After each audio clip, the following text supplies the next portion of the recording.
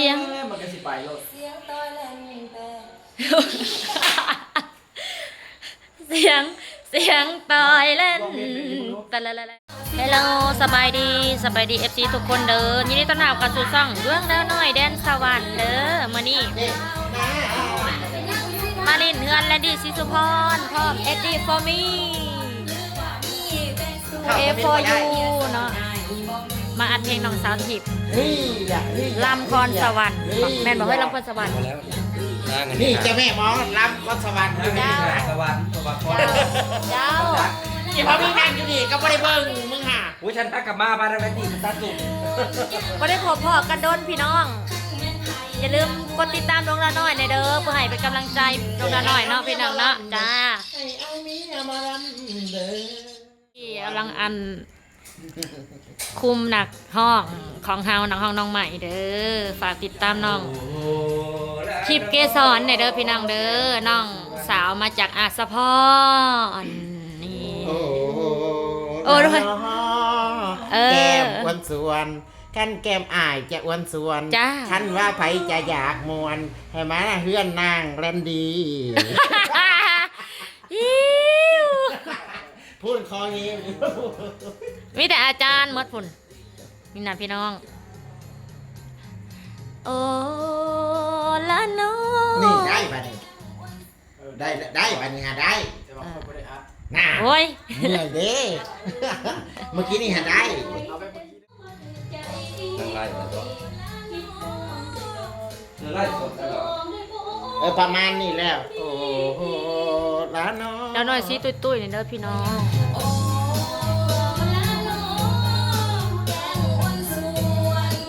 ไม่ได้โอ้โห ทั้งนั้นไล่สดนะพี่น้องมีการนั่งคุมน้องไปประมาณ1 ชั่วโมงแล้วพี่น้อง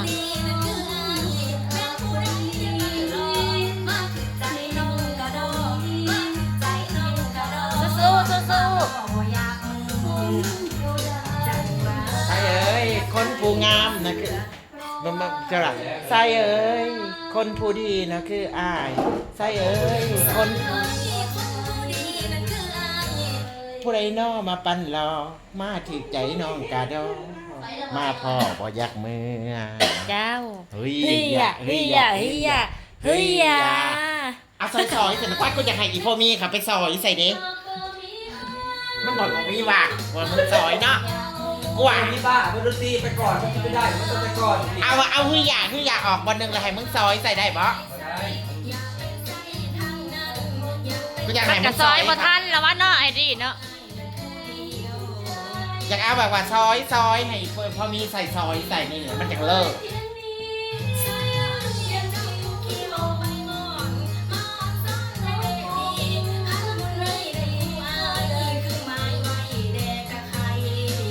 สู้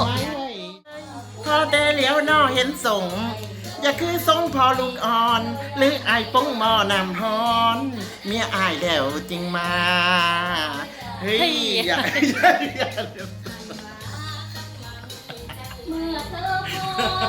โอ้ยเนาะเมื่อยเด้ตัวกระลำนุ่งเนาะหญิงเนาะ เอามวนได้เฮ้ยไอ้กับหมอลำเก่า หมอลำเก่าตัวกระได้ก็ ไอ้กับลำมวนอยู่ ฝากในเด้อมื้อนี้เพิ่นมาคุมลูกซิดได้มื้อนี้ได้นี่แล้วเพลงสำหรับเพลงนี้นะพี่น้อง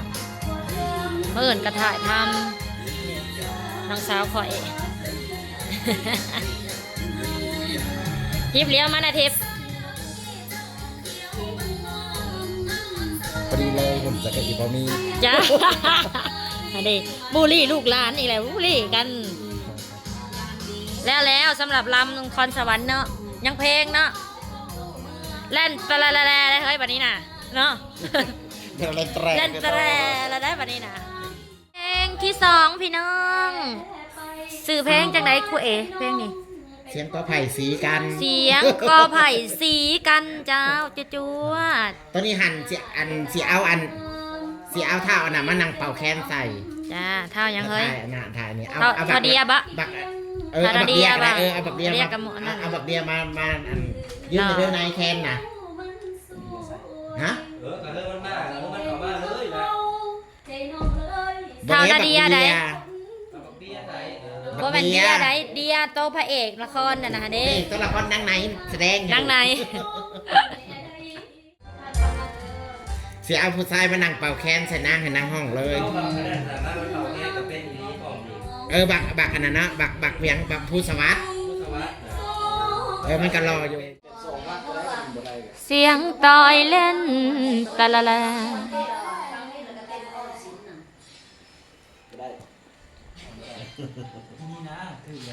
กินนี้สู้ เสียงต่อยเล่นตะเล่น ไทยแต่ก็ยังบ่ได้ ๆเสียงต่อยเล่นตะละละละ เสียงต่อยเล่นตะเล่น ลิ้น เสี ให้ ยงต่อยเล่นตะเล่น เพดานมันก็ต้องรู้ให้ เสียงแรง โอ้ยแห้งแล้วอันนี้ฮะให้ได้ ตะละละละละละละมาเลย เออเสียงต่อยเล่นตะละ ตะละละเสียงต่อยเล่นตะละละก็ได้ ให้มันคล้ายๆกินลูกเคนกับมัน เออ ประสานกันตะละละละ เอาสองบาทซื่อๆนะบ่เอายาวก็ได้ เสียงต่อยเล่นตะเล่น คืออยู่ ผู้ชายที่รู้ว่ามีอย่างไร อ่ะ เสียงต่อยและตะ เล็ ละ กประสานอันสตูดิโอบริได้ เสียงต่อยเล่นตะเล่น เสียงต่อยเล่นตะละละละ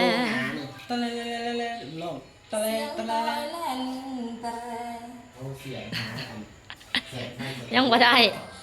สิมันยากเนาะเสียงแคนเนี่ยอู้ยิงเอก็เอาเพลงอะแต่ให้น้องให้นุ่งนี่อุ้ยเนาะ เสียงต่อยเล่นตะเล่น เสียงต่อยเล่นตะละละละ มันก็บ่ได้ไว้ตะปานนั้นนะ ตะละละรถอะ ตะละละ ฟ้องเอาตะละละตะละละตะละละ ต่อยเล่นตะเล่น แบบนี้นะ ต่อยเล่น เฮาโมก เสียง มันก็สิไปโลด เสียงต่อยเล่นเต้ เสียงต่อยเล่นตะละละละ ลองเฮ็ดเสียงธรรมดา เขาจะ บ่บ่เฮ็ดลิ้นบ่เฮ็ดหยังออกเสียงธรรมดานี่นะ แล้วไปยิงเอง งานเพลงหนึ่ง ยังเล่นแต่เดี๋ยวนี้ฮะ เล่นตะแรง เล่นแต่ด้วยยิง แล้วก็ยังนักเอรอ เสียงต่อยเล่นตะแรงเด็กนางระดีให้เก่ง น่านักก็ไล่สดพี่น้องพูด แบบนี้นะ หากินแต่ละคนจ้าตัวน้อยโพด 10 ดอกลงมา10 ดอก เอาลิ้นขึ้น เสียงแคนเล่นตะละละละละ อาจจะสมมติเอาเสียงตัวใดมาเฮ้ย อุ้ยโตกระได